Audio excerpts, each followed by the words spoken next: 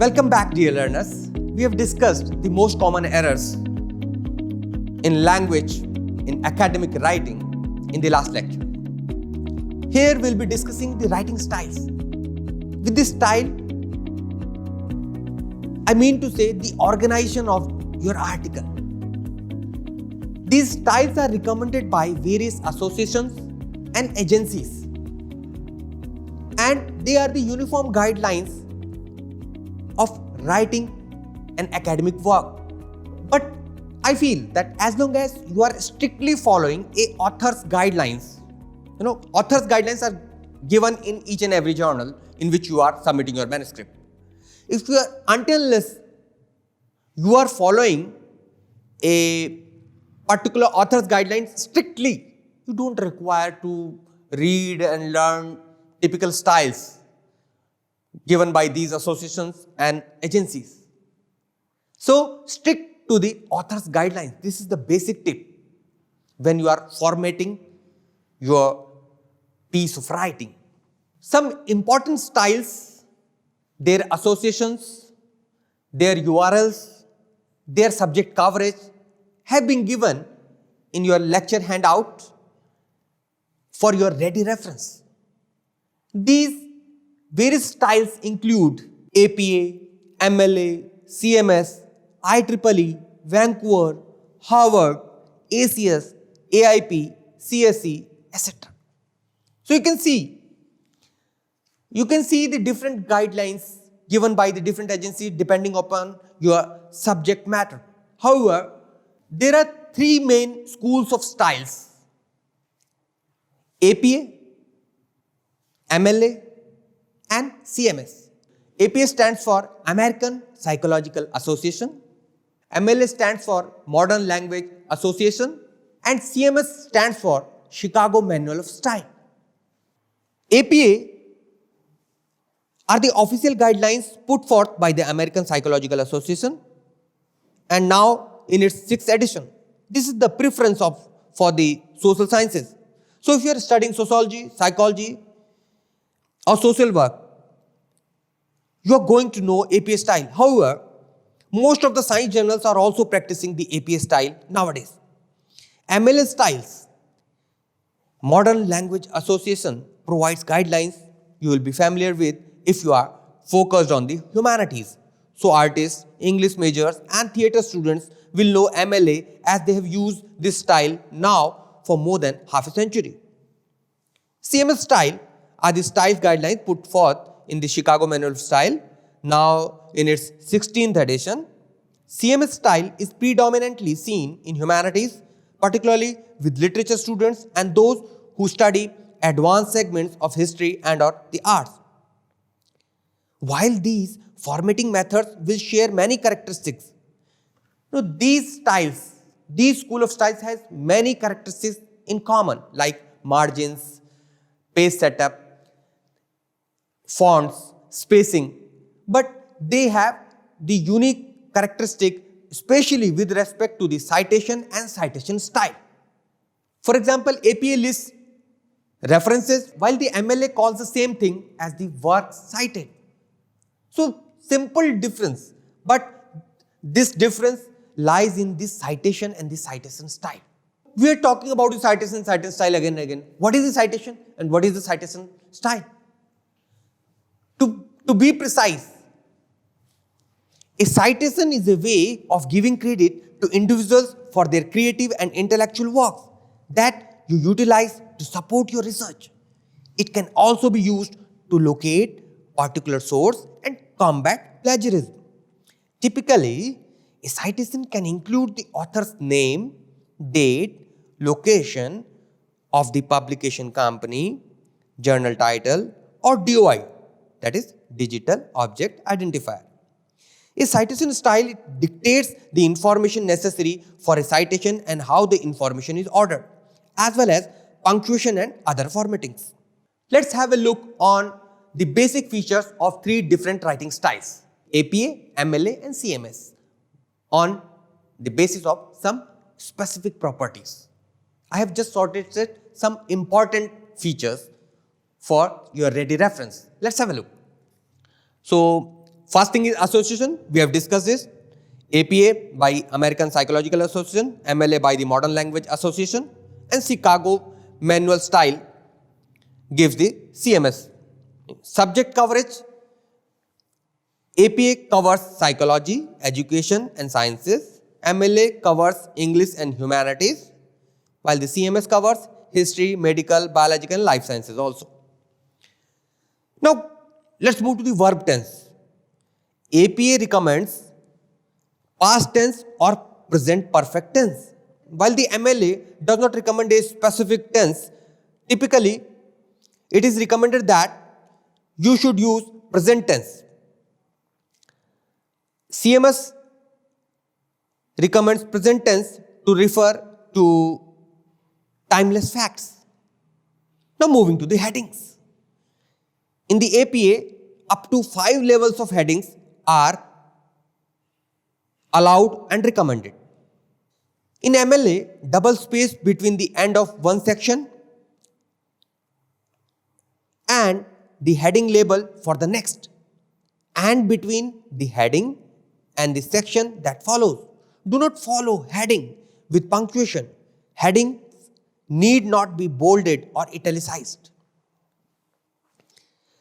In CMS, as far as the heading is concerned, it says that set headings flush left on a new line. Each level of heading must be differentiated by type, style and size. Do not use full capitals. It mentions specifically for the headings. Now move to the title page. In the APA, a separate title page is required. Title length should be less than 12 words. Upper and lower case letters centered, upper half of page, the title must be there, and a running head is required. While in MLA, no title page is required. However, the other things are mentioned, including the title and author's name and affiliation is there. In the CMS, title page should include full title of work with subtitle, name, author's affiliation, etc. in the page 1. As far as the page numbers are concerned, in APA, it is recommended that you should number all pages consequently starting with the title page using Arabic numerals. In MLA, number all pages consecutively in upper right hand corner of page. While in the CMS, each page of manuscript must be numbered consecutively. No special recommendation is there with respect to the page numbers in CMS. With respect to the margins and line spacing, it is common for all the 3 types of writing styles.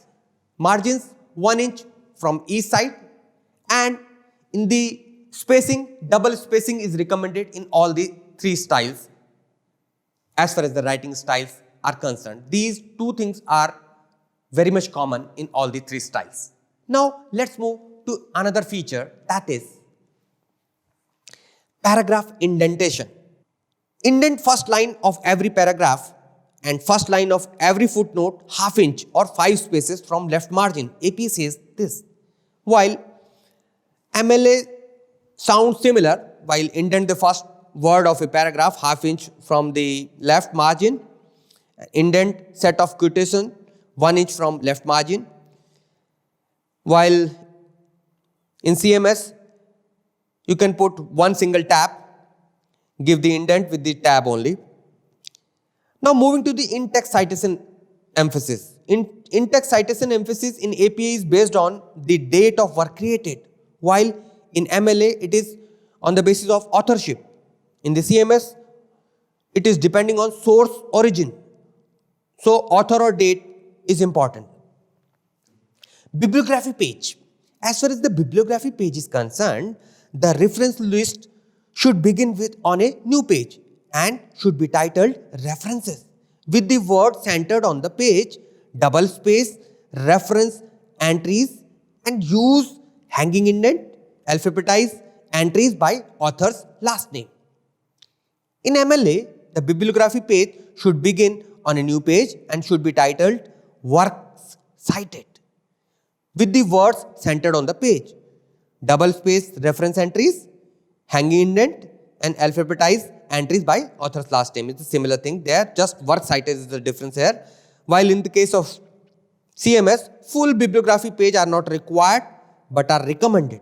The bibliography should be an alphabetical list of all sources used for research, and acceptable titles include bibliography, works cited, or literature cited. Now the next property is in-text citation. How the reference is cited in the text.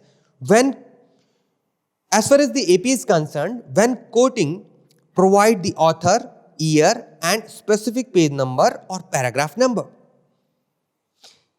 In MLA, when quoting, provide the author and the page number. They may be separated or cited together. While in CMS, when quoting, use superscript numbers following the quotations to indicate a footnote or endnote. A note should list the author, title, and publication facts. Now, apart from these major properties, let's look some other properties which writing styles recommend. First is diction and syntax. It is concerned with voice, economy of expression, clarity, person, and scientific thing. Next thing is punctuation. Use uniform punctuation guidelines and follow them very strictly, as we have mentioned earlier also. Next thing is abbreviations. Writing styles recommend standard abbreviations and avoid other than standard abbreviations. Now the number and mathematics and statistical things.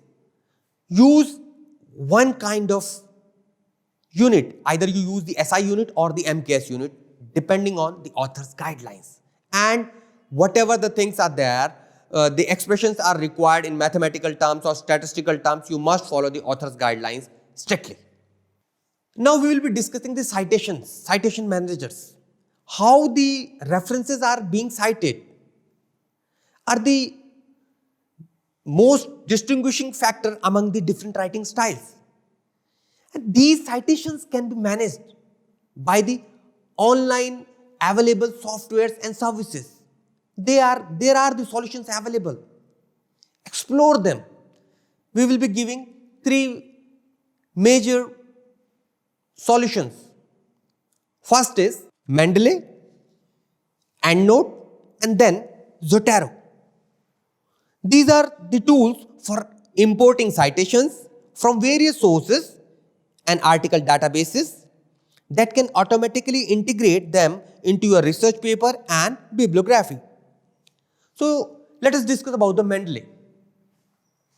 Various universities have an institutional subscription for this reference manager. The Mendeley can help you organize your research, collaborate with others online, and discover the latest research. EndNote is the standardized bibliography tool adopted by various universities and research organizations. EndNote enables users to search online bibliography databases, organize references, and create and format instant bibliographies. It also contains an integration interface with Microsoft Word as well as traveling reference library that follows the document for easy collaboration with others. Now the third one is Zotero. Zotero is free application that collects, manages, and cites research sources. It connects with your web browser and to download sources. So dear learners, in this module we discussed the basic language tips for improving the effectiveness of academic writing. We learned how to avoid the most common errors like apostrophe confusion, subject-verb disagreement, use of pronouns, missing verbs, improper use of commas, and not using the acronyms, slangs, casual words and phrasal verbs. We learn what we should not do when you are writing for academics. We learn the different styles of writing, how the writing styles differ on the basis of some properties. What are the citation managers? How we can take the advantage of different citation managers. So dear learners, don't skip the further readings. They are very important. And do attempt the quiz. Weekly quiz is waiting for you. And if you have any doubt, please discuss and raise your queries in discussion forum. We are waiting for your queries. Happy learning, guys.